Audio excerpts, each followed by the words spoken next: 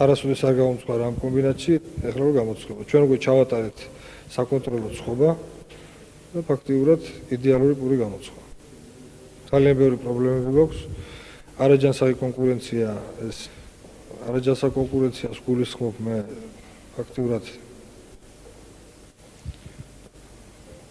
რეალიზატორების დაინტერესება ხდება სულ სხვა კუთხით, სხვა მხრიდან და ამასთან ერთად ის თანხები, რომელიც კომბინატს უნდა ჰქონდეს თავის ანგარიშზე და ბრუნვა უნდა იყოს პურის ფულის არა უგვიანეს 3 დღისა, ხდება რომ მესამე წელია და ახალი კომერციულ ზრდას გადავედი იმის მერე ძალიან დიდი თანხები გაფანტული არის ქსელში. სხვა ორგანიზაციებთან წასულ პირებზე და ასე შემდეგ. რომელიც ამოღება ძალიან ძნელდება.